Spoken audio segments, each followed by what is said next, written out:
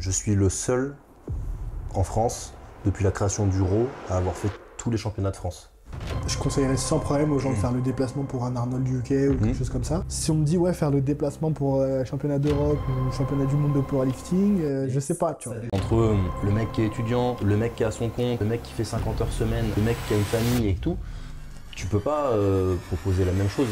Le meilleur programme du monde, il fonctionnera pas si vous n'êtes pas investi dessus. Il vaut mieux un programme qui soit merdique, mais sur lequel vous êtes à fond. Parce que moi, je suis pas fort. Avant de commencer cet épisode, il faut que je vous parle de Gymkey. Gymkey, c'est la solution pour délivrer la meilleure expérience de coaching possible pour vos clients. On est en 2023 et aujourd'hui, si vous vous préparez à être coach ou si vous êtes déjà coach, je sais que parmi vous, il y en a beaucoup, et c'est pas possible de ne pas avoir sa propre application de coaching. Ça a l'air compliqué comme ça, mais vous en faites pas, c'est très très simple. Vous pouvez avoir la vôtre en quelques clics en cliquant sur le lien en description. Gymkey vous permet de créer simplement et rapidement des programmes d'entraînement et de nutrition que vos coachés recevront directement sur leur application, ou plutôt votre application. Et parce que Gymkey sait que l'essayer, c'est l'adopter, il vous propose 14 jours d'essai gratuits sans engagement. Et parce que vous êtes un auditeur du Rendez-vous Musclé, en plus, si ça vous plaît, vous l'essayez pendant 14 jours et si vous passez par le lien en description, automatiquement, vous avez moins 50% sur votre premier mois d'abonnement. Je répète, passez par le lien Gymkey en description et vous avez moins 50% sur votre premier mois d'abonnement. Merci à Gymkey de sponsoriser cet épisode et on commence. Bonjour à tous, bienvenue dans un nouvel épisode du Rendez-vous Musclé, le podcast pour les accros de la salle de sport et des sports de force. On vous donne des conseils pratiques à appliquer à votre entraînement et à votre style de vie. On est de retour chez moi, dans mon humble demeure dans lequel je te reçois Clément. Salut Hugo. Est-ce qu'on te présente ou pas? Parce que tu es déjà venu plusieurs fois sur le podcast, mais il y a eu beaucoup de nouveaux abonnés d'ici là. Je préviens les gens qu'on va parler un petit peu beaucoup de force athlétique, on est entre forceux ici. On revient déjà de la salle, mais ça va être un petit peu la discussion. Peut-être que vous avez l'habitude d'entendre Clément parler vraiment training et tout. Moi, je veux que ce soit vraiment la discussion entre gym bro. Voilà, on va revenir sur plein d'événements. On s'est vu un petit peu la dernière fois qu'on s'est vu, c'était à l'Arnold. Je voudrais un petit peu tes impressions là-dessus, parce que c'est quand même une grosse compétition. Je pense que c'est une des plus grosses compétitions que tu as faites. Ouais, c'est la plus grosse. Mais avant qu'on parle de ça, on était à la salle, on parlait tout à l'heure, on s'est entraînés ensemble. Et je voulais savoir, toi, est-ce que tu es plutôt du genre, je sais un petit peu la réponse, mais j'aimerais bien t'entendre parler dessus. Pourquoi? À t'entraîner seul ou avec des gens? Parce que je trouvais ça intéressant ce qu'on disait tout à l'heure sur le fait de... Moi, en tout cas, j'ai longtemps cherché cette espèce de communauté où j'en avais marre d'être tout seul dans mon fitness park. Mais quand t'es avec tes potos, au final, c'est quand même chacun qui s'entraîne un petit peu dans son coin quand tu fais de la force, quoi. Ouais, en fait, pendant longtemps, je me suis entraîné beaucoup tout seul dans mon club. Et justement, j'en avais un petit peu marre de ça. Et notamment aussi le fait de... Avec le boulot de coach en ligne et tout, c'est vrai que tu bosses énormément de chez toi et tout. Donc si chez toi, tu es un peu tout seul pour bosser, que tu vas à la salle, que tu es un peu tout seul pour t'entraîner et que tu vois pas grand monde au final. Donc justement, depuis les championnats de France là, de 2022, je m'entraîne beaucoup plus à la boxe de CrossFit et beaucoup moins dans mon club. Ça me permet de m'entraîner beaucoup plus avec des gens.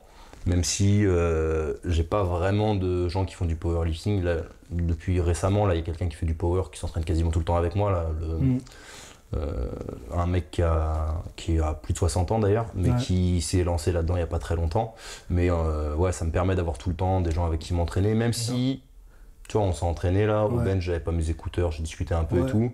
Après j'ai fait mon terre parce qu'il fallait que je sois un peu dedans, j'avais mon casque, et après tu fais l'assistance, tu discutes et tout, mais c'est pas pareil, tu vois, il y a du monde qui te regarde, toi tu regardes du monde, tu parles un petit peu, t'échanges, et ça donne un peu plus de... C'est clair. C'est important. C'est bien, et c'est différent pour ceux qui peut-être qui font pas de power, qui se rendent pas compte. Moi, c'est comme ça que j'ai commencé à la muscu. Au début, tu viens avec tes potos. Souvent, les potes, les mecs, on les voit, les petits jeunes de 17-18 ans, tu vois, ils viennent à 4 ou 5 à la salle, ils font tous la même séance et tout. Et parfois, je suis un peu nostalgique de cette époque où ça me manque un petit peu de dire, là, je vais faire ma séance avec mon pote, tu vois, et on fait les mêmes exos et tout. Alors que la force, même si tu fais ta séance avec tes potos, c'est pas pareil. C'est ok, moi j'ai mon tempo bench de ce côté-là, toi t'as ton 3x5 au terre, tu vois, et on se regarde, on se motive et tout, mais t'es pas vraiment dans cette émulation à plusieurs en mode. Après, tu vois, si tu viens, les 4 ou 5 qui viennent, tu vois, t'en as un qui vient tout le temps, t'en as un qui vient jamais, et tout le monde progresse pas au même rythme, et même dans la muscu et tout, c'est hyper dur d'avoir quelqu'un qui est vraiment du même niveau que toi sur tout. Moi, quand j'ai commencé, donc il y a un mec qui m'a mis le pied à l'étrier, j'ai commencé la muscu, j'avais 18 ans, tu vois. Et on faisait les séances ensemble et on s'entraînait tout le temps ensemble, tu vois. Alors c'était un split body avec les pecs, les biceps, les machins et tout. On était tout le temps en train de se challenger et j'ai progressé assez vite grâce à ça, je pense. Parce que t'es dans le challenge avec la personne avec qui tu es et tout. Et c'est vrai qu'en force, c'est un peu plus dur de retrouver ça. Parce que on n'est pas tous dans la même catégorie de poids, parce que c'est quand même un truc de niche où t'as moins de monde. Et c'est vrai que c'est pas tout à fait pareil que la musculation où tu vas vraiment te challenger. Tu peux faire les biceps et faire les biceps, alors que en force, il y a quand même une individualisation de l'entraînement. On n'a pas forcément tous les mêmes coachs, pas forcément tous le même volume, la même répartition dans la semaine et tout. C'est vrai qu'il y a beaucoup plus de différences.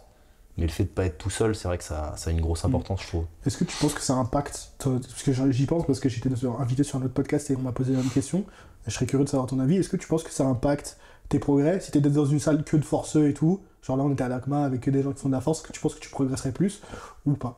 Moi je pense que c'est important d'avoir des gens plus forts que toi avec qui t'entraîner.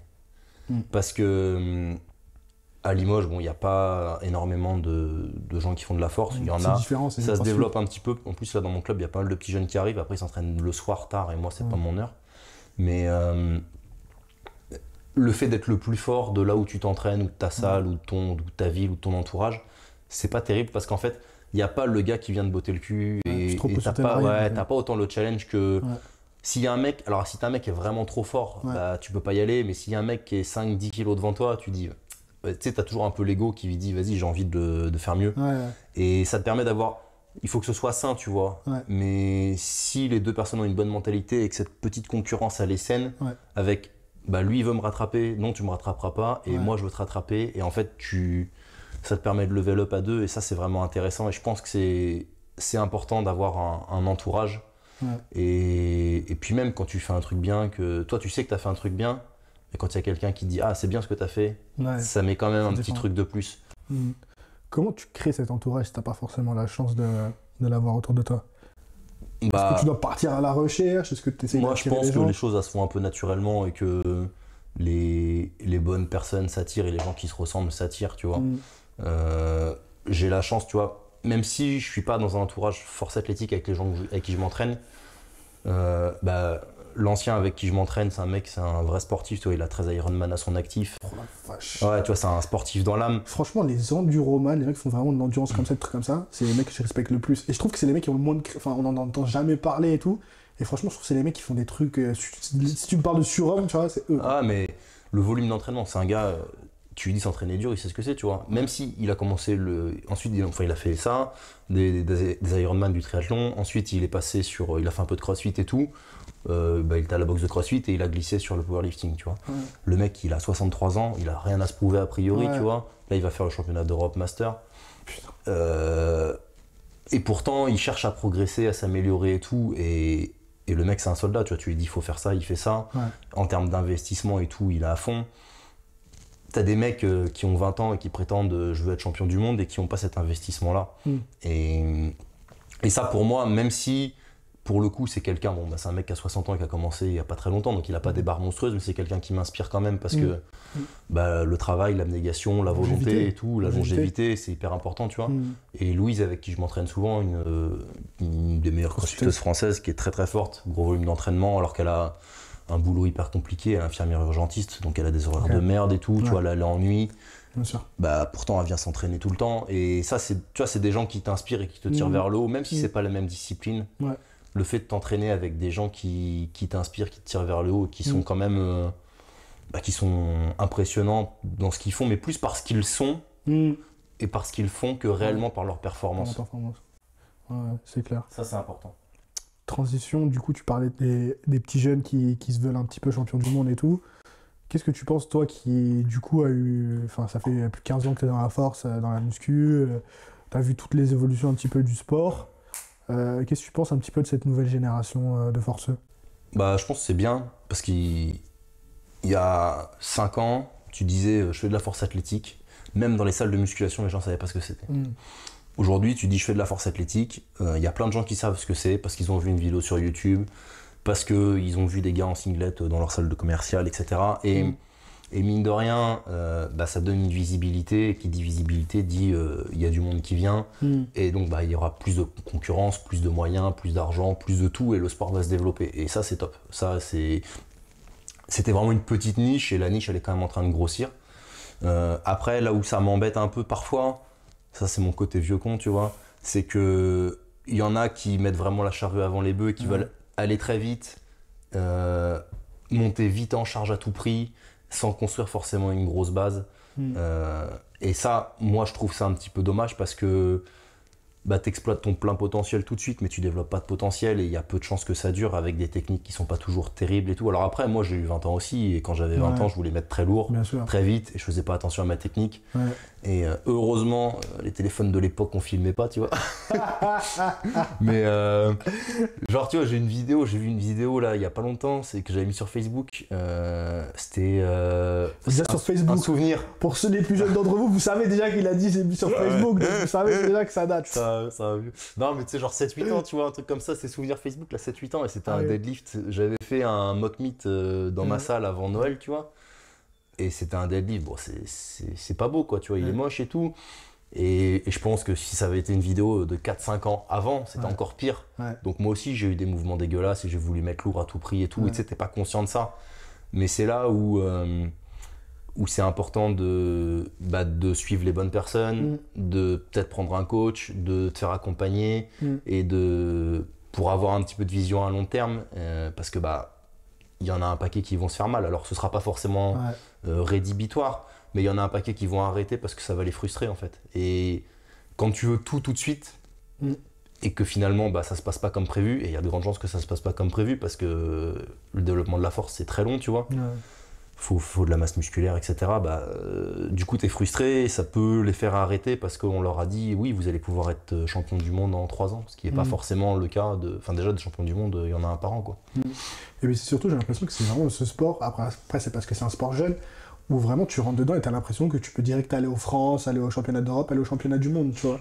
Alors que personne ne commencerait le foot, genre, et se dirait à 15-16 ans, tu vois, et se dirait j'ai une chance de passer pro, tu vois. C'est ça qui est un peu paradoxal. Mais parce que c'est un sport qui se commence relativement tard. Parce que tu vois, le foot, tout le monde commence au foot à 5 ans. 5-6 ans, La muscu ou la force ou tout ça, personne commence à 5 ans. Ou alors tu peux bricoler un peu en muscu et tout, en haltéro un peu plus. Pour l'instant, tu verras que la génération d'aujourd'hui commence à avoir des enfants. C'est sûr, ils vont les mettre jeunes. Mais à la gym déjà, puis après à l'haltéro. Mais après, quand tu as été sportif, que tu as déjà un petit bagage physique, ça influence, les parents. Que tu t'entraînes sérieusement et intelligemment et que tu as quand même 2-3 qualités physiques, parce qu'on va pas se mentir, ça reste quand même un sport où si tu n'as pas de qualité physique, il se passe pas grand chose. Si tu fais tous ces trucs-là, que tu as du bagage et tout, en 2-3 ans, tu peux prétendre à quelque chose d'intéressant. Après, moi... On voit souvent chez les femmes, d'ailleurs, qui, pour le coup, par rapport aux hommes, je trouve, n'ont pas vraiment fait de sport ou très peu avant de découvrir la force athlétique, même pas forcément de musculation, et qui très très vite ont un niveau... il y en a pas mal. Noémie, Priscilla, c'est des filles qui ont commencé hyper tard, qui n'ont pas fait de sport quasiment dans leur jeunesse et leur adolescence. Elles ont commencé tard la musculation. Et c'est devenu des monstres en très peu de temps, quoi. Noémie, entre son premier pas et les championnats du monde, il y a eu 1 an et demi, je crois, ou 1 an, je sais plus, elle avait fait une vidéo, c'est dingue, tu vois. Et c'est vrai qu'il n'y a que ce sport où c'est possible. Et chez les hommes, je pense que ça, c'est pas possible, tu vois, de passer de je fais de la muscu vite fait et du tirage poulie à je vais deadlift 350, c'est quand même plus compliqué.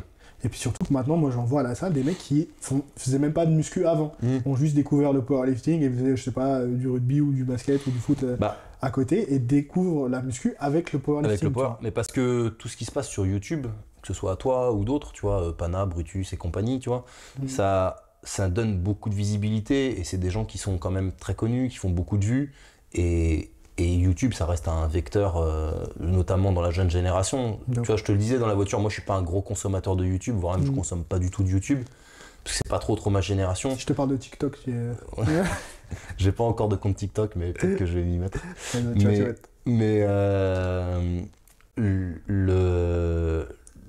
C'est une génération qui consomme beaucoup plus de contenu, tu vois. Et tout à l'heure, tu te moquais de Facebook, mais ça se trouve, dans 10 ans, YouTube, ce sera hyper has-been comme les Facebook aujourd'hui, tu vois. Je crois pas. Et Parce que tu vois, Facebook, après Instagram, après maintenant TikTok, qu'est-ce qui est toujours resté ? YouTube, c'est vrai que c'est intemporel, YouTube. Toujours resté. C'est vrai, YouTube, mais je sais pas. Parce que c'est Google. Le truc, c'est quand tu cherches un truc sur Internet, c'est forcément Google. Ils le mettent en avant. Et donc, du coup, pour moi. Non, mais peut-être. Mais. Si je devais parier en tout cas sur une plateforme. Ça serait YouTube. Ça serait YouTube, moi. pour ça que j'y suis. Mais je te parlais de TikTok justement parce que il y a une. Enfin, j'aimerais bien recevoir un TikToker et commencer pas. Du coup, je vais recevoir plein de messages et tout.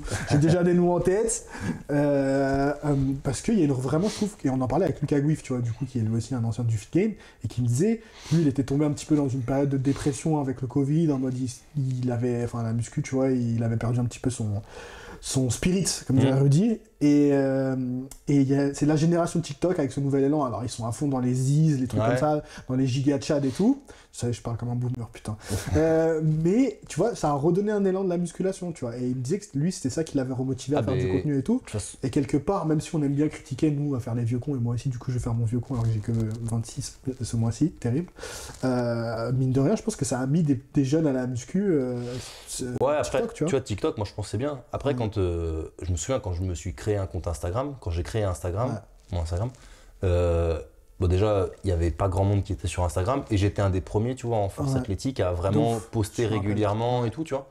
Et du coup, il y a plein de gens qui se foutaient de ma gueule. Énormément, dans les anciens. Dans les anciens, il y en a plein qui me tiraient dessus. Et en me disant, ouais, non, qu'est-ce qu'il fait? En plus, moi, j'étais pas très bon à l'époque, tu vois, mais je mettais tous mes entraînements sur Instagram et tout, je kiffais. Et il y en a plein qui se foutaient de ma gueule parce que bah, je faisais 6e au France, 8e au France. Ils disaient, pour qui il se prend ce gars-là, tu vois. Et en fait, t'as pas besoin d'avoir de crédibilité ou de légitimité pour poster sur TikTok ou sur YouTube ou mettre des vidéos ou quoi, faut juste en avoir envie. Et après, bah, petit à petit, tu vois, moi, au bout de 3-4 ans, j'ai reçu des messages, des gens qui m'ont dit, ouais, je me suis mis à la force athlétique en regardant ton compte et tout, nana. Bah, c'est hyper plaisant, hyper valorisant. Et je pense que TikTok, bon, c'est une plateforme qui est très jeune, tu vois, très immature forcément parce qu'il y a beaucoup de jeunes. Et c'est vrai que les mecs, des fois, t'as des gamins de 15 ans qui vont venir tirer sur une championne du monde, tu vois.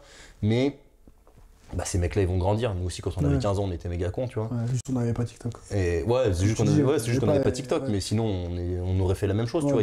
C'était des forums, enfin, moi, c'était des forums à l'époque. Et sur des forums, ça volait pas haut, quoi. C'est pire, même. Et ouais, c'est même pire. Parce que t'as encore plus d'anonymat sur un forum. Et voilà, c'est juste que ces mecs-là, ils vont évoluer, et le contenu TikTok, il va évoluer, là, et avec le public, en vieillissant. Et il y aura un contenu qui sera de plus en plus qualitatif sur TikTok aussi. Mais c'est vrai qu'à l'heure actuelle, bon, c'est très jeune. Et avec parfois des commentaires qui sont pas très malins forcément. Mais je pense que quand on a 15 ans, t'es pas malin, on manque quand même un petit peu d'expérience et de maturité, c'est normal. C'est clair. Qu'est-ce qui, toi, du coup, t'a donné envie de partager sur les réseaux sociaux? Parce qu'à l'époque, c'était vraiment... Enfin, Instagram, tu postais tes photos et tes vidéos. Je sais même pas s'il y avait la vidéo au début sur Instagram. Quand j'ai commencé sur Instagram, moi, il y avait la vidéo, mais tu pouvais en mettre qu'une. Et c'était 15 secondes maximum. C'était que des stories, en fait. Donc là, les séries de 8... ouais, les séries de 8, tu les coupais et tout, tu mettais... ouais, tu pouvais mettre qu'une seule vidéo et c'était 15 secondes et c'était en post, tu vois. Et il n'y avait pas les stories sur Instagram, les stories elles n'existaient pas. Et je me souviens quand les stories sont arrivées sur Instagram, ça fait vraiment vieux con ça.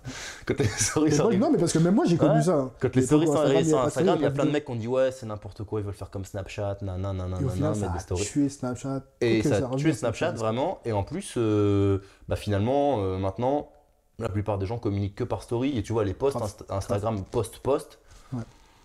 Il n'y a pas grand monde qui en poste tous les jours, il y a très peu de gens. Mais c'est parce que ça s'est professionnalisé de ouf. Et maintenant, limite, je vois les gens qui sont pas comme dans la création de contenu comme nous, tu vois, ils se mettent une pression de ouf pour poster. Tu sais, c'est en mode, bon là, j'ai pas posté depuis 6 mois, c'est mes meilleures vacances à New York ou je sais pas où, et tu postes vraiment qu'à ce moment-là. Moi, j'ai des potes qui sont pas du tout dans la création de contenu et tout. Tu vois, c'est vraiment, tu les vois.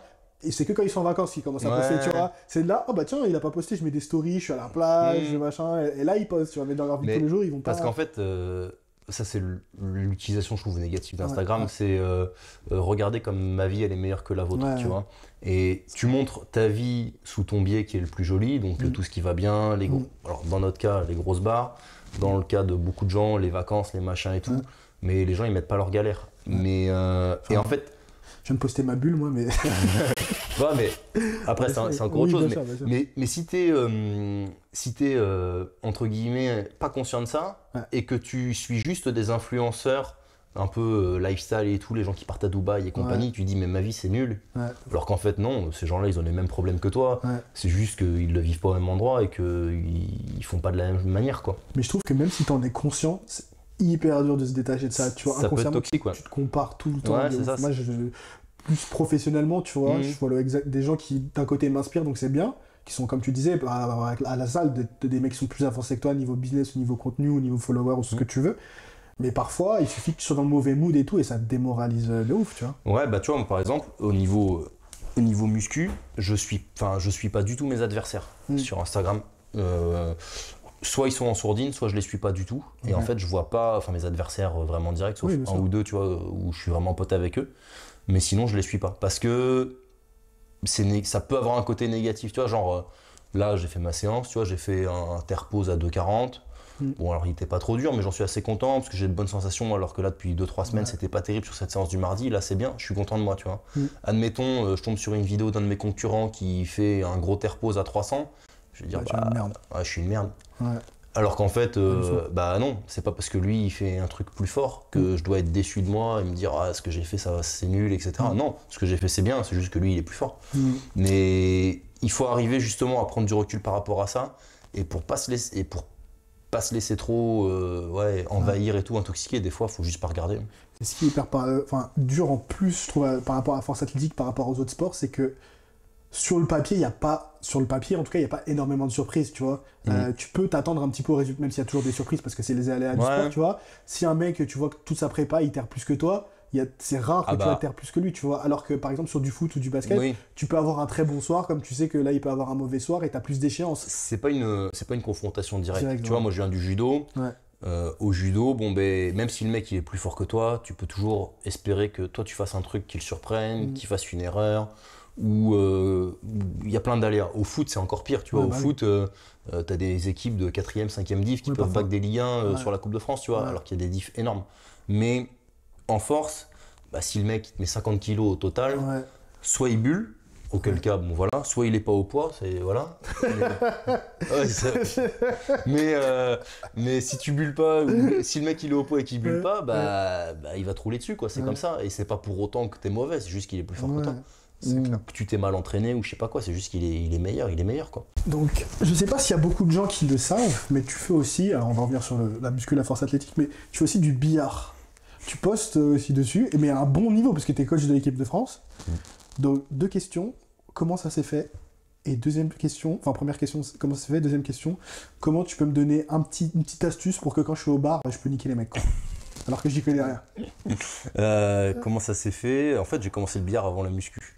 Non. Si. Ah ouais? Si. Quand j'étais au lycée, il y avait un billard dans le foyer. Enfin, j'étais interne, il y avait un billard au foyer. Le truc, je l'ai poncé en long, large, en travers. Et du coup, je jouais pas trop mal pour un lycéen interne, tu vois.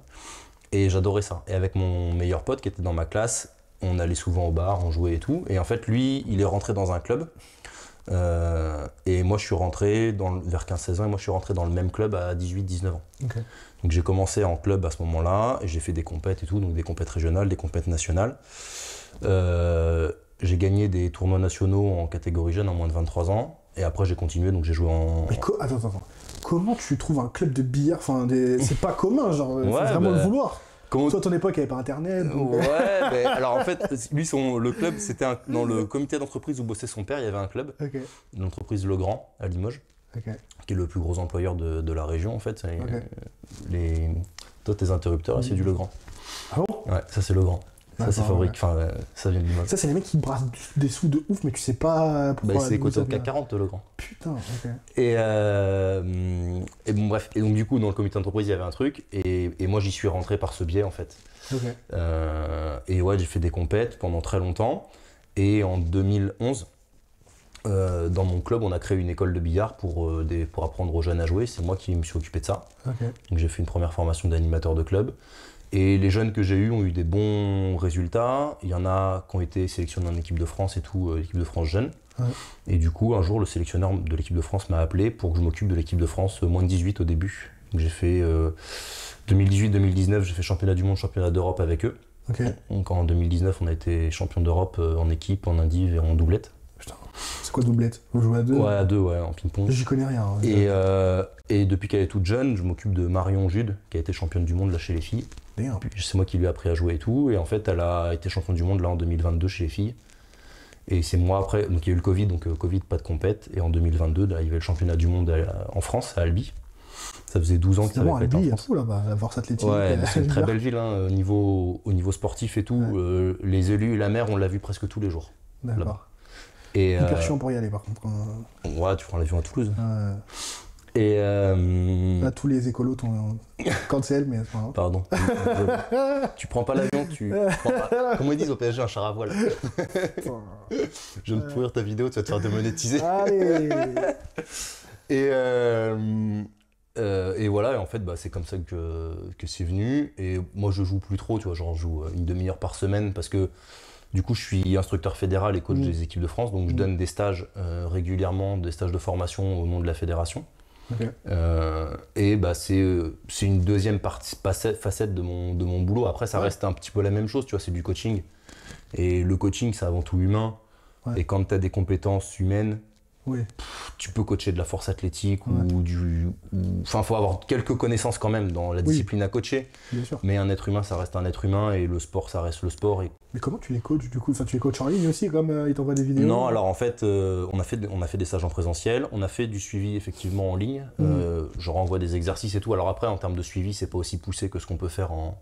Les exercices, c'est quoi? Tu mets la boule là, tu mets la boule là. Ouais, c'est ça, tu fais des trucs de répétition, des exercices de répétition. Alors pas forcément de trickshot, parce que le trickshot, ça se présente jamais en compète, mais de la répétition, des enchaînements de billes, des situations particulières, travailler sur des coups techniques, parce qu'il y a des aspects techniques en fait à avoir.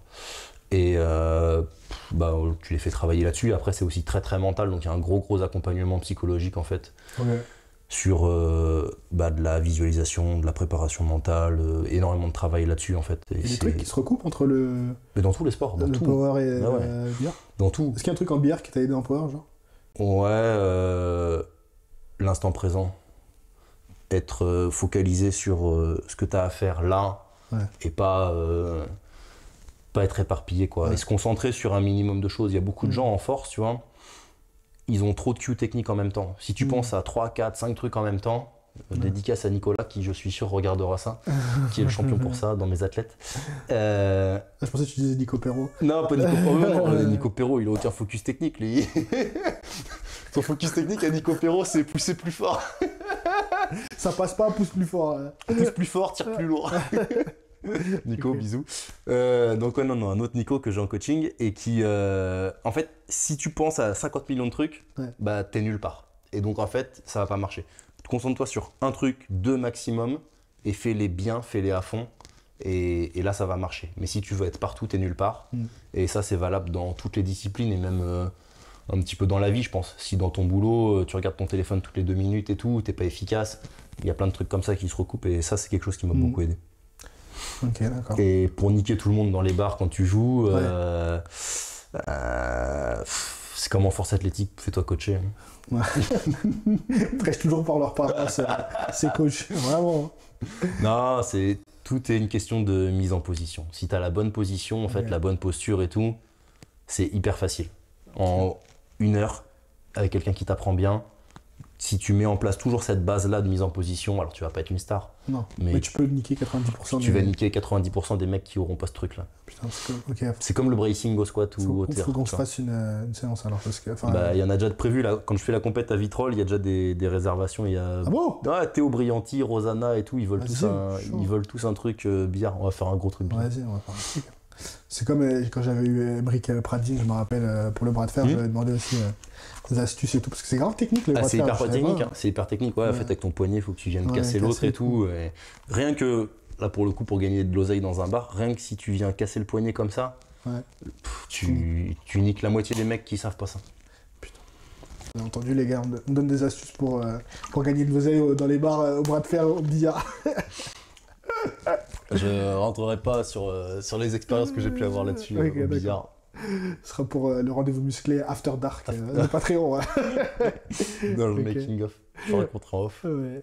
Revenons un petit peu du coup sur la force athlétique, toi qui du coup c'est beaucoup d'expérience là-dedans, t'es coach et tout. J'ai une question moi comment tu fais pour quelle philosophie de coaching tu as, parce qu'on parle beaucoup, du coup il y a beaucoup de communauté, pas forcément communauté, mais de philosophie de coaching, de mouvance avec les RTS, voilà. On voit beaucoup en tout cas à l'étranger, les RTS, les strength athletes, chez qui toi tu as d'ailleurs une petite expérience, les strength guys et tout. Comment toi tu as construit ta philosophie de coaching et quels conseils tu pourrais donner voilà, à quelqu'un qui nous regarde, qui n'est pas forcément coaché, mais qui voit des vidéos par-ci par-là, pour un petit peu se construire sa philosophie de coaching en force athlétique? Moi, ma philosophie de coaching, c'est de faire ce qui va correspondre à l'athlète au maximum. Alors après, on a toujours une patte, tu vois, mais c'est ce que je disais ce matin à Alison. Moi, j'ai des athlètes qui ont énormément de SBD avec beaucoup de volume et pas tant d'assistance que ça. Et j'en ai d'autres qui ont... c'est la bouteille d'eau. J'en ai d'autres... t'as couvert. C'est le foot, qu'est-ce qu'il prend? J'en ai d'autres qui ont peu de SBD, peu de fréquence, parce que c'est pas la peine, pas forcément sur des gros volumes, et qui ont beaucoup plus d'assistance. En fait, ça va vraiment dépendre où il en est ton pratiquant. Tu vois, un mec qui va juste débuter, est-ce que c'est vraiment pertinent de lui mettre 2 SBD dans la semaine avec un gros volume et tout? Sans doute pas. Pourtant, on débute quasiment tous comme ça. Moi, je sais que j'ai débuté comme ça, et souvent, quand je parle à des débutants dans la salle, ils débutent souvent avec 2 SBD dans la semaine. Bah ouais, mais tu débutes avec... tu débutes une nouvelle activité. Ouais. Tu te dis, bon, ben j'ai envie de beaucoup pratiquer ma nouvelle activité, mais c'est pas forcément ce qui sera le plus efficace. Et encore, toi, c'est biaisé parce que tu venais de la musculation. Ouais. Donc finalement, tu avais quand même créé une certaine base. Ouais. Donc peut-être que tu avais besoin d'un peu plus de SBD que d'autres. Tu as des gens, ils arrivent en coaching, ils ont pas une énorme assise physique, pas un énorme potentiel musculaire. Bon, ben oui, on peut faire du SBD, mais et on en fait parce qu'il faut ancrer le pattern, il faut travailler sur la technique, etc., etc. Mais est-ce que c'est forcément la peine de passer sur un méga barbasse hyper optimisé, d'aller chercher un bench ponté au maximum, d'avoir beaucoup de fréquences dessus, alors que en fait tu peux construire d'autres trucs, tu vois, garder un peu d'unilatéral avec des fentes, du squat bulgare, des rowing, des choses comme ça, tu vois, pour quand même garder un certain équilibre, une certaine harmonie entre les chaînes musculaires et que construire progressivement. Moi je préfère que les mecs des fois ils progressent peut-être un petit peu moins vite, mais que ce soit durablement, plutôt que d'avoir des mecs qui font plus 30, tu vois, mais en fait leurs tissus sont pas prêts à encaisser le plus 30, ils progressent plus vite que leurs tissus sont prêts à encaisser. Et ils vont faire plus 30 en 4 mois, mais après ils vont se faire mal et pendant 6 semaines, tu pourras rien faire. Tu vois, ça c'est... Moi je préfère étaler un peu plus, mettre un peu d'assistance et tout. Et après, oui, quand ton corps est prêt, quand tu as le niveau pour et tout, oui, on met plus de volume SBD, on met plus de fréquence, etc. Là, il n'y a pas de problème. Et moi, je dirais que ma philosophie de coaching, c'est ça, c'est de m'adapter un petit peu à qui j'ai en face de moi, son bagage, comment il va l'encaisser, puis quel est son mode de vie, tu vois. C'est-à-dire qu'entre le mec qui est étudiant, le mec qui a son compte, le mec qui fait 50 heures semaine, le mec qui a une famille et tout, tu peux pas proposer la même chose. Et moi je dirais que ma philosophie de coaching c'est vraiment ça, c'est de m'adapter à la personne que j'ai en face de moi, parce que ça n'a pas de sens de dire non, moi ma philosophie de coaching c'est ça, c'est je sais pas moi, gros volume, beaucoup de SBD et très peu d'assistance. Pourquoi pas? Mais il y a des gens sur qui ça va marcher, d'autres chez qui ça va pas marcher. Donc les gens sur qui ça va marcher, je le fais, il n'y a aucun problème. Les gens sur qui ça va pas marcher, j'évite de le faire, quoi. Parce que...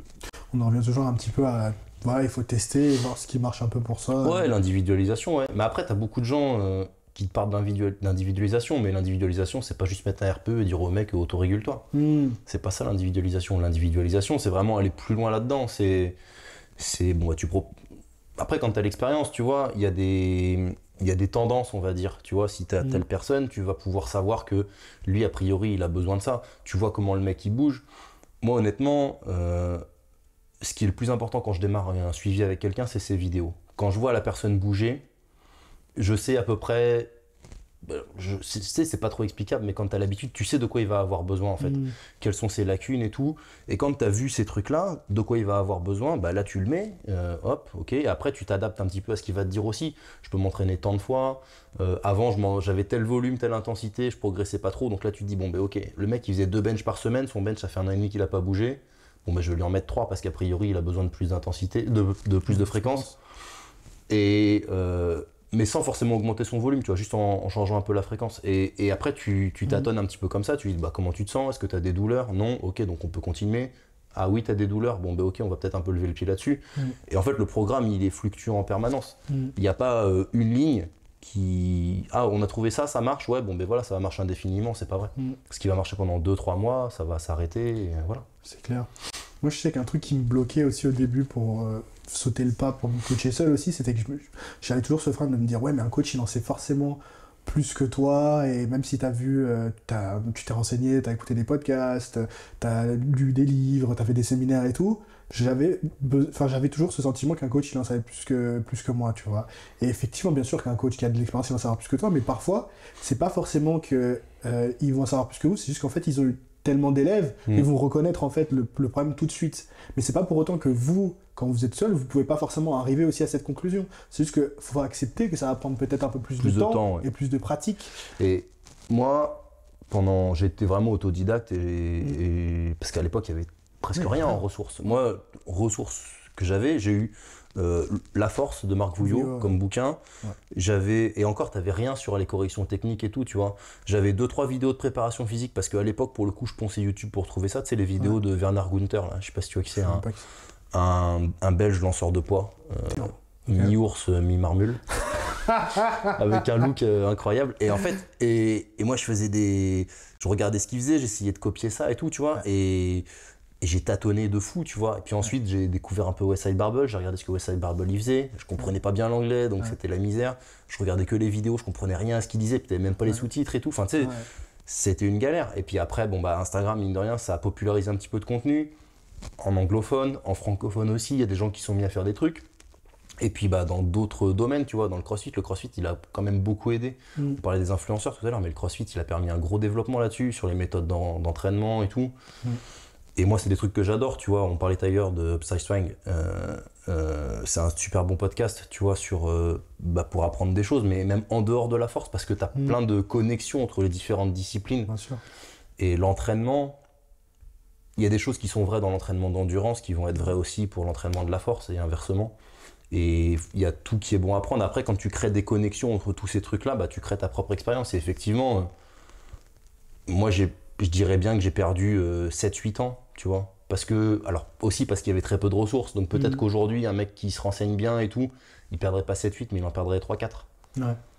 Peut-être que c'est dommage. À la limite, fais-toi coacher pendant 1 an, 2 ans. Ça te permet quand même d'avoir une meilleure base. Et ensuite, toi, vole de tes propres ailes si tu veux, si vraiment tu le sens. Même si, tu vois, moi je suis un mec qui est assez expérimenté et tout, je me fais coacher depuis des années parce que je pense que si tu veux performer, tu es obligé de te faire coacher, tu n'es jamais objectif sur toi-même. Exactement, tu vas souvent te poser des questions et te dire, en fait, ce qui est moi le souci surtout que j'avais au début, maintenant je me fais un peu plus confiance, mais c'est très facile de changer le plan en fait quand c'est toi-même qui te le fais pour toi-même, tu vois, et de réagir au jour le jour plutôt que de te faire confiance en te disant non.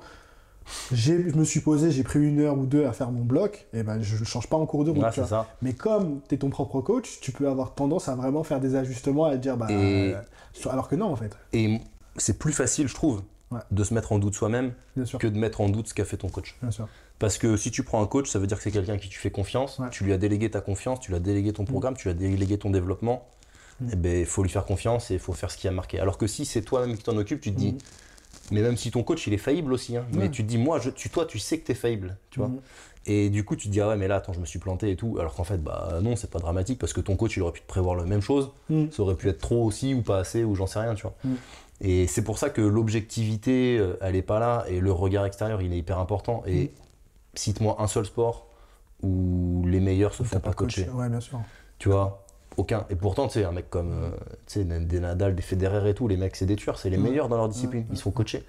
Au basket, les mecs, ils ont 2-3 coachs. Et moi, tu vois, j'ai beaucoup d'expérience, beaucoup de tout ça, mais j'ai Alex, du coup, qui gère la partie programmation, Simon de Training Therapy, qui gère toute ma partie prévention des blessures, réhabilitation, tu vois. Je discute avec eux deux. Et Dieu sait que t'en as. Et Dieu sait que j'en ai, t'as vu ça tout à l'heure. Vous verrez quand vous serez vieux. Et... Tout à l'heure, il était comme ça. Pour ceux qui ont la version Spotify, c'est pour ça qu'il faut aller sur YouTube. C'est ça, ouais. Tu mettras la vidéo, de toute façon, enfoiré. Je la retrouve, je travaillais sur ma rotation interne de hanche. C'est ça. Calmez-vous. Et t'es en PLS. Et tu veux qu'on parle de ton bench? Non, c'est bon. Bon, voilà. De toute façon, je fais le montage à la fin. Ça sera coupé. Cut. Et ouais, et en fait, on discute beaucoup et c'est Alex qui fait le gros de la progra. moi, je lui donne mes sensations et tout, et je me connais, et du coup, il en tient énormément compte. Voilà. Simon nous fait des recommandations sur certains trucs, et après, Simon, il vient greffer la réhab là-dessus en fonction de ce qu'a proposé Alex, et c'est un vrai travail à 3, tu vois. Mais c'est. Est-ce qu'eux, ils sont en contact aussi, ou c'est toi qui fais le. C'est moi qui fais le lien essentiellement entre les deux. Et, mais Simon, il a accès à mon fichier de suivi, et il voit ce que j'ai de prévu, etc. Et ça marche plutôt pas mal, tu vois. Alors après, il faudra voir sur du plus long terme et tout comment ça évolue, mais pour l'instant, ça marche bien parce que du coup, c'est hyper adapté et hyper individualisé parce qu'ils ont mes retours et parce que justement, mieux tu te connais, mieux tu peux faire des retours. Efficace, et mieux eux, ils te connaissent, mieux eux, ils peuvent s'adapter. Et c'est pour ça que la relation coach-athlète, elle est hyper importante. Et j'en discutais avec Greg quand on était à la salle, là. L'investissement de l'athlète dans son entraînement, mais dans ses retours et tout ça, il est essentiel parce que le meilleur programme du monde, qui n'existe pas, mais le meilleur programme du monde, il ne fonctionnera pas si vous n'êtes pas investi dessus. Il vaut mieux un programme qui soit merdique, mais sur lequel vous êtes à fond, qu'un programme qui soit excellent et que vous faites mal ou avec des mauvais retours, un mauvais suivi, parce qu'il n'y a pas d'adaptation. Et là, ça ne peut pas fonctionner. Je voudrais juste revenir brièvement, je sais que tu en as déjà parlé de l'Arnold, mais tes impressions sur quelqu'un qui a quand même fait beaucoup de compétitions. Est-ce que c'était ta plus grosse compétition à ce jour, en tout cas en termes de, peut-être je sais pas, de performance, parce que tu as passé les 300, de public, parce qu'il y avait quand même assez de monde, de live et tout, c'était quand même une grosse structure. Pour les gens qui ne savent pas, juste pour remettre dans le contexte, il y a quelques mois, je sais plus c'était quand, c'était en octobre. Septembre. On était donc à Birmingham pour l'Arnold UK, qui est une espèce de festival de muscu, et donc il y avait une compétition de force athlétique, et à laquelle tu as participé d'ailleurs. Donc c'était juste tes impressions, toi, est-ce que c'était une compétition différente ou qu'il y a une place particulière pour toi ou pas? Mais c'est une compétition, donc déjà c'est la plus grosse compète que j'ai faite en termes de prestige et puis d'ambiance et tout ça, quoi. Après, quand tu fais de la musculation depuis longtemps, en plus moi je viens de la musculation fitness et tout à la base, tu vois, l'Arnold classique, tu sais que c'est un truc énorme, quoi. Quand tu le regardes, t'as l'Olympia et l'Arnold classique, quoi. Et déjà avoir la possibilité de faire cette compète, c'est un vrai honneur et c'est une grande chance. Et du coup, ça déjà, j'en étais très content. Et après, j'avais à cœur de faire un bon truc à cette compète parce que la prépa pour les championnats de France 2022, donc qui était en mars, elle a été très très compliquée. Les 3 derniers mois ont été très compliqués et je suis pas satisfait de ce que j'ai produit aux France, même si pour le contexte c'était bien. Mais j'avais à cœur, tu vois, de me racheter, de faire quelque chose de bien. Et en plus, c'était après les championnats de France, du coup, j'ai changé beaucoup de choses. Donc j'ai changé de coach, je suis revenu avec Alex, j'ai démarré le travail avec Training Therapy. Dans mon entraînement, j'ai changé des choses et tout, en m'entraînant 4 séances plus une séance de cardio, ce que je faisais pas avant. Enfin, j'ai fait énormément de modifications. Et même dans ma vie aussi, il y a pas mal de choses qui ont changé. Et du coup, j'avais à cœur de faire une belle compétition là-bas. Alors je me suis fait un petit bobo au dos qui m'en a empêché 8 jours ou 9 jours avant la compétition et du coup qui m'a gêné sur le squat et le bench, mais j'ai quand même pu faire 300 au terre que j'avais jamais fait en compète, donc c'était le faire là-bas dans cette ambiance là et je sais pas combien il y avait de personnes parce que pendant que je fais le terre, je suis pas conscient de ça, tu vois. Mais sur les vidéos et tout, j'ai l'impression qu'il y a un monde fou en fait. Je sais pas, peut-être 1000 personnes, 500 personnes, j'en sais rien, je me rends pas compte, mais. Peut-être pas à ce point-là. Mais il y avait du monde. Il y avait vraiment du monde, c'était énorme. Le hall était plein et sur les vidéos, peut-être pas 1000, mais enfin, il y avait vraiment du monde. Et faire ça dans ces conditions-là, avec ce plateau-là, parce qu'il y avait quand même des athlètes monstrueux. Il y a un mec qui a tiré 360. 360, ouais. Mais tu sais que moi, je les ai même pas vus, ces gars-là, en fait. Moi, il était facile en plus. J'ai même pas vu, en fait. J'étais tellement dans mon truc et tout. Et ouais, du coup, en termes de sensations et tout, c'était vraiment une expérience que j'ai beaucoup aimée et vraiment que j'ai envie de revivre ça, tu vois. Et pouvoir avoir Après, ça fait des années, tu vois, je suis presque à 10 ans de compétition en force. Et tu vois, avoir toujours des frissons quand tu tires sur une barre comme ça et tout, ça veut dire que la passion elle est intacte quand même, tu vois. Et ça aussi, c'est bien, c'est bien. Je trouve ça important. Qu'est-ce que t'en as pensé toi du salon si t'as pu voir. T'as fait combien de temps toi du coup? Je suis resté 2 jours. Pour la compétition, je suis reparti le lundi moi. Donc, je suis rentré à Londres le dimanche et j'ai pris l'avion le lundi.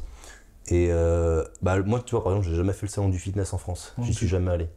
Et la plupart des gens que je connais, ils me disent c'est 2 fois, 3 fois plus grand, c'était énorme, quoi. Putain, ok. Et là, le salon, je l'ai trouvé énorme. Et puis avoir la possibilité de voir des grandes stars, tu vois, j'ai vu Ronnie Coleman, j'ai vu Jay Cutler, j'ai vu Brent Warren, j'ai vu Dorian Yates. C'est des mecs, quand j'ai commencé la musculation, tu les voyais sur les magazines, quoi. Tu vois, tu regardais leurs vidéos YouTube et tout, et le fait de les voir en vrai, tu vois, c'est quand même un sacré truc, tu sais que t'es là.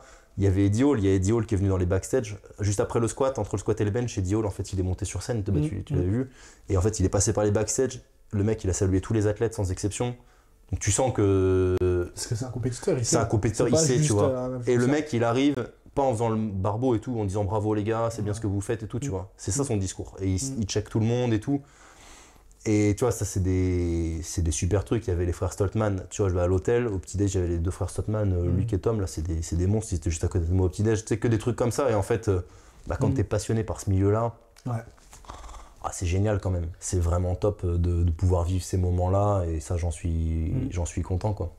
Ça, je voudrais le faire le parallèle avec un petit peu l'expérience que j'ai eue du coup aux Europes, où pour le coup, moi j'y allais pour filmer avec OPT, mais en tant que fan de powerlifting aussi, et c'est totalement différent dans le sens où vraiment alors, les gens vont me dire effectivement c'est championnat d'Europe, l'autre c'est un festival, etc. et tout, mais pour le coup c'est vraiment un festival. Genre on allait à l'Arnold UK et il y a vraiment, alors du coup tu vois une super compétition, à côté il y a les stands, il y a des jeux, et puis il y a d'autres compétitions, il y a d'autres trucs et tout.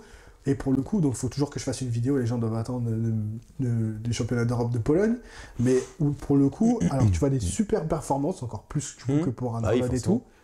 Mais ça n'a rien à voir. L'ambiance, quand t'es assis pendant. Déjà, la compétition a duré 10 jours. Alors je sais que maintenant, ils font du coup les championnats d'Europe, je crois que ce sera séparé aux championnats du monde, junior, open. Et c'est tout. Master, peut-être c'est un autre jour. Alors que là, donc tout était en même temps, donc du coup la compétition elle a duré 10 jours. C'est hyper long. Et il se passe rien, quoi. Franchement, entre les lifts, il se passe rien. Donc t'as beau être super fan. Alors je dis pas que j'ai été déçu parce que du coup on a quand même profité de Varsovie et tout. Mais l'expérience a été totalement différente que d'un Arnold UK, tu vois, par exemple. Les compétitions IPF classiques, on va dire, donc championnat d'Europe, championnat du monde, ou les championnats d'Europe de l'Ouest comme j'avais fait, la Coupe d'Europe de l'Ouest comme j'avais déjà fait l'année dernière, en termes d'ambiance, c'est vraiment, en fait, c'est dépendant de l'organisateur. Tu vois, donc quand c'est organisé par un organisateur qui met vraiment les moyens et tout, ça peut être bien. Mais tu vois, par exemple en France, tu sais, avec les jeux de lumière, la machine à fumer, machin et tout, il y a beaucoup d'ambiance maintenant quand même. C'est un bon truc. Si tu reviens des championnats de France en arrière, il y a 6-7 ans avant qu'il y ait tout ce matos-là, avant qu'il y ait un petit peu cette fame autour du powerlifting et tout, avec des mecs qui communiquent beaucoup sur les réseaux, des vidéos et tout, et t'avais même pas un live, quoi. Moi, mes premiers championnats de France, il n'y avait même pas un live. Et ça évolue, et si tu veux, en France, on a évolué assez vite, et en France, finalement, on est presque un peu en avance par rapport à l'IPF au niveau international, Europe, monde, alors qu'à l'UK, à l'Arnold Classic, là, c'était vraiment la folie, mais parce que c'est un festival, c'est la démesure et tout. Et puis, c'est pas les mêmes enjeux financiers, quoi. C'est-à-dire que l'entrée, elle est payante sur le festival. Il y a tout qui regroupe. Alors moi je sais pas combien c'est l'entrée parce que moi j'avais une entrée en tant qu'athlète, j'avais une entrée gratuite sur tout le festival pendant tout le week-end, tu vois. Mais on a payé, j'ai payé 90 je crois pour les 3 jours et encore t'as pas accès à tout, genre les finales de bodybuilding et tout c'était en plus. C'était en plus, voilà. Donc c'est pas la même chose et t'as pas les mêmes moyens et tout, mais c'est sûr que moi j'avais fait les championnats d'Europe de l'Ouest. C'était dans un vieux gymnase au Luxembourg. C'est pas la compète, tu vois, en termes de hype et de motivation. Mais c'est un championnat régional, quoi. Et un petit championnat régional, puisque tu as des championnats, tu vas faire un régional en Aquitaine, en Nouvelle-Aquitaine, par exemple, où il y a le matos, etc., etc. Ça n'a rien à voir. Parce qu'en fait, le matos qui est utilisé sur le championnat de France, il appartient à la Ligue Nouvelle-Aquitaine. Donc du coup, c'est la Ligue Nouvelle-Aquitaine. Tu fais un championnat en Ligue Nouvelle-Aquitaine, t'as tout le matos, t'as la musique et tout, et c'est chouette, quoi. C'est ça. Tu vois, je conseillerais sans problème aux gens de faire le déplacement pour un Arnold UK ou quelque chose comme ça. Si on me dit faire le déplacement pour championnat d'Europe ou championnat du monde de powerlifting, je sais pas. En fait, ça dépend lequel, dans quel pays, et si l'organisateur il a mis un billet sur la table pour que ce soit le feu, ou si l'organisateur il a joué un peu, on va faire un joli championnat régional, quoi. C'est clair. Et Et moi, du coup, bah, le championnat d'Europe de l'Ouest, bon, j'avais kiffé parce que c'était ma première rencontre internationale, même si c'est pas un vrai championnat d'Europe, tu vois, mais c'était ma première rencontre internationale, donc j'avais kiffé. Mais l'ambiance n'était pas transcendante, quoi. À l'Arnold, il y avait une énergie en plus, vraiment. Ça avait rien à voir. C'est pour ça que j'appréhende beaucoup Sheffield, parce que je me dis... Non, Sheffield, ça va être incroyable. Tu crois ? C'est sûr. Parce que, du coup, on va y aller, hein, les gars. On va y aller. Mais, du coup, je me dis, bien sûr, là, du coup, tu vas rencontrer les Taylor Atwood, les machins et tout. Mais si c'est pareil, Sheffield, si c'est en mode IPF... Mais il y a un truc qui est simple, c'est que championnat d'Europe, en Pologne, l'entrée est gratuite. Sheffield, c'est bien. Sheffield, l'entrée est payante. Tu vas devoir payer un ticket, t'achètes un ticket.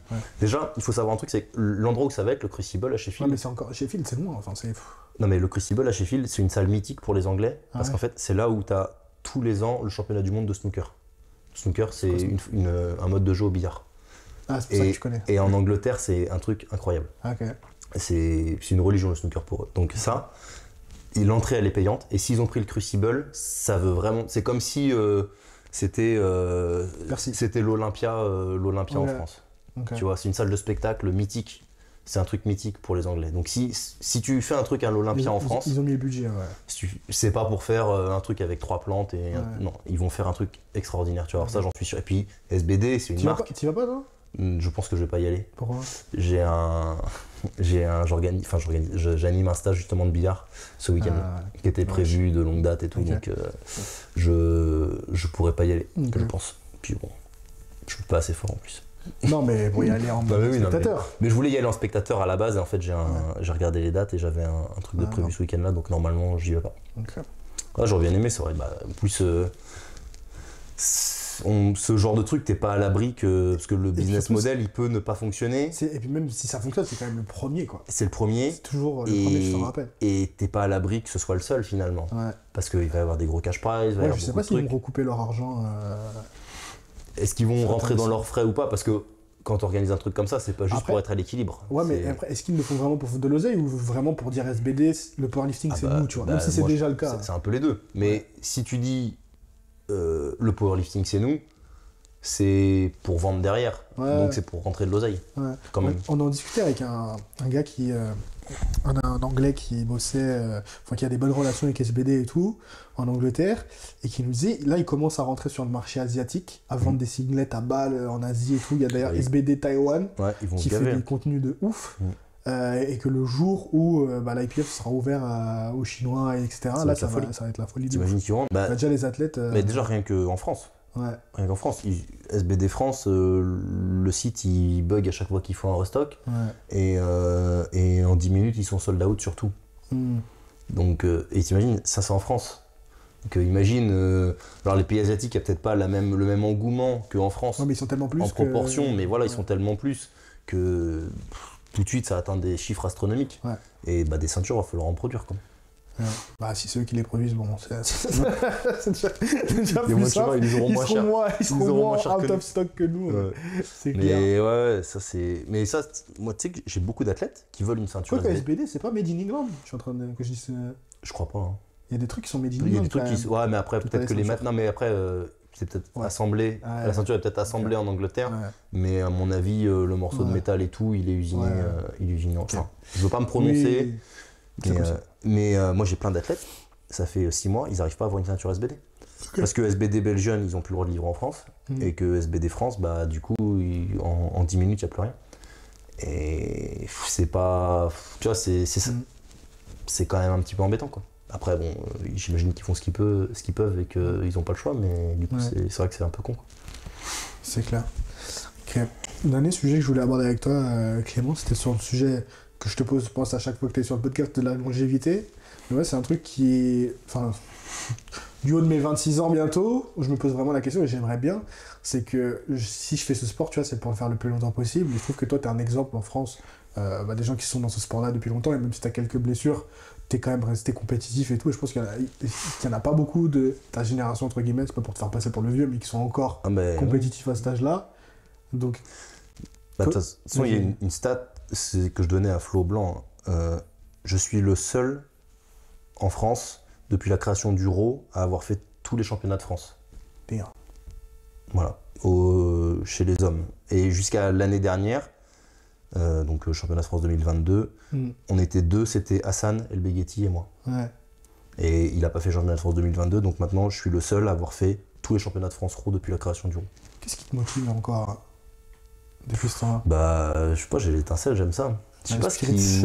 Mais non, mais tu sais, je kiffe ça, tu vois, tu m'as vu m'entraîner là tout à l'heure. Ouais, moi aussi je kiffe ça, mais de là à faire de la compétition, parce que quand même, quand tu as une prépa, c'est quand même. Enfin, je veux dire, tu mets un petit peu entre parenthèses tout le reste dans ta vie pour faire ta prépa, tu vois.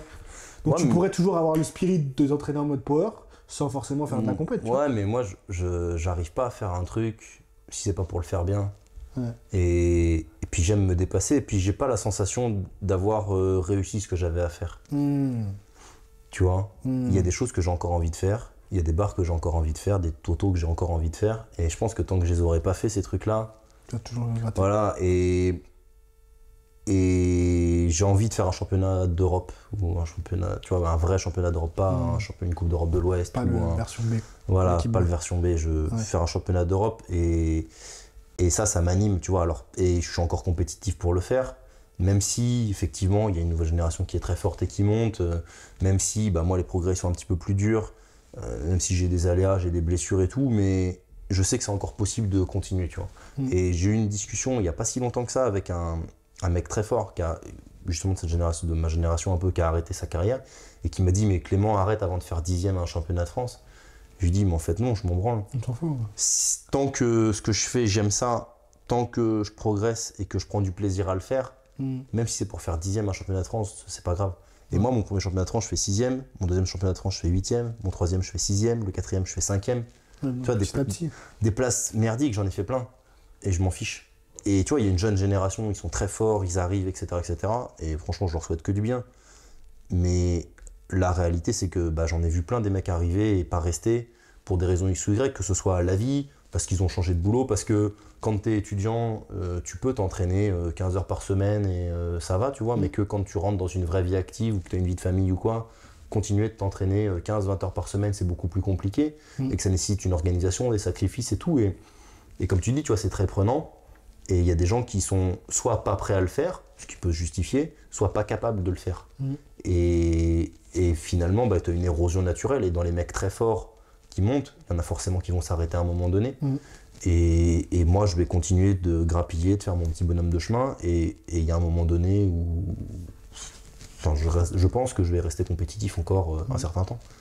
Alors je peux me tromper, ça se trouve, le prochain championnat de France, je finirai 8e et je vais me faire rouler dessus par tout le monde.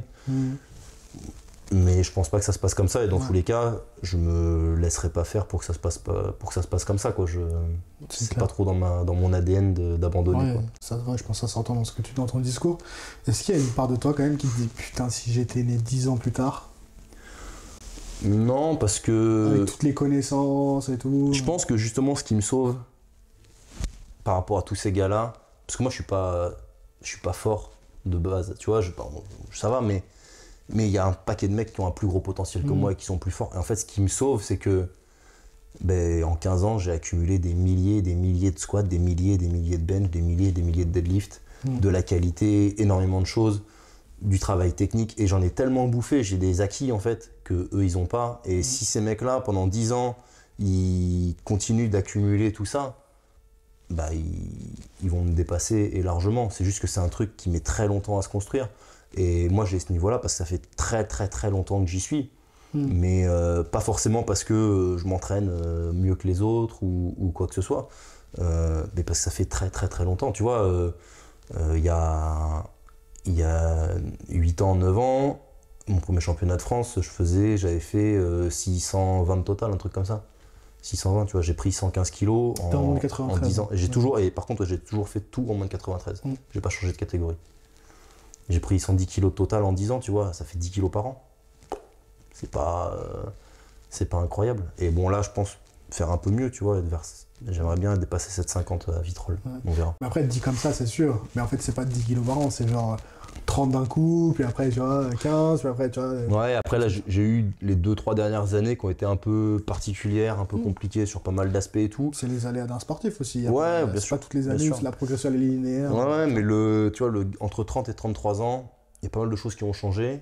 sur plein d'aspects et qui n'ont pas été faciles à gérer et qui ont eu un impact sur ma progression. Et là, je sens que... qu'il y a une meuf sous la...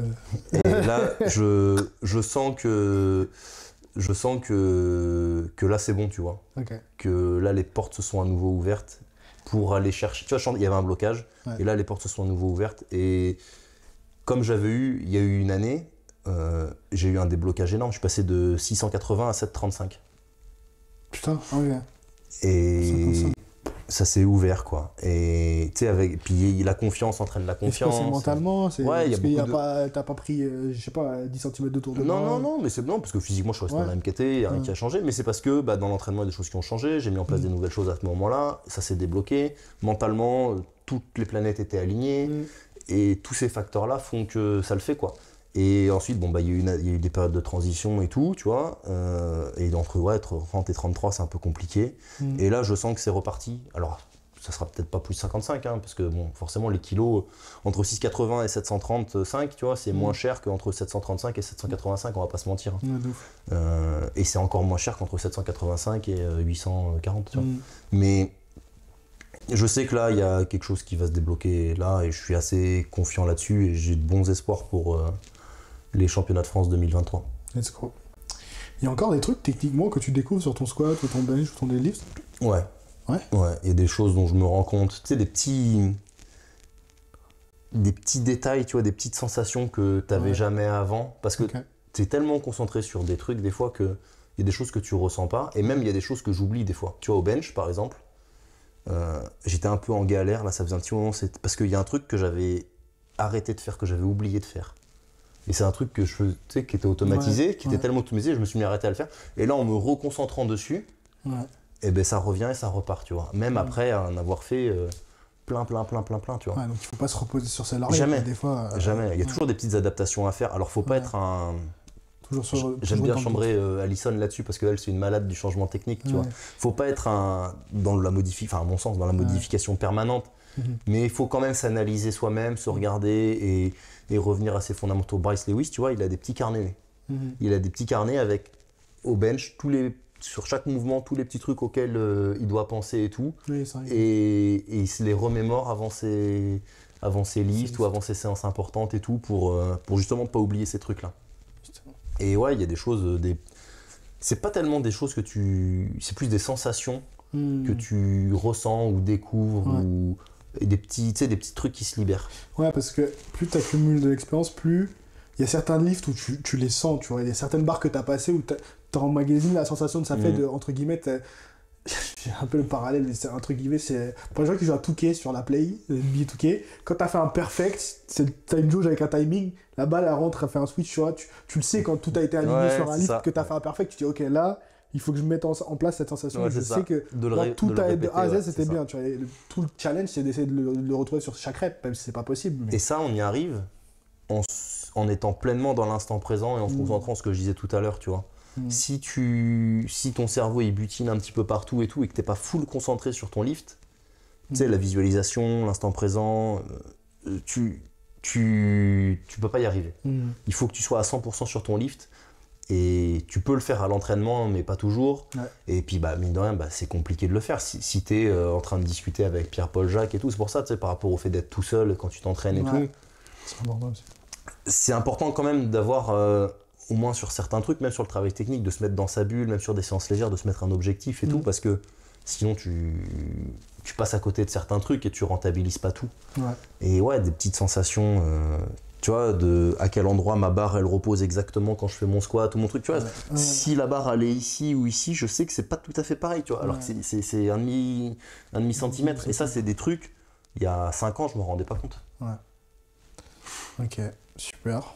Clément, où est-ce que les gens ils peuvent te retrouver ou s'ils veulent du coaching ou quoi? Sur Instagram. Ok. Tu mettras mon Insta, c'est mon canal principal. Tant que j'ai pas créé de TikTok.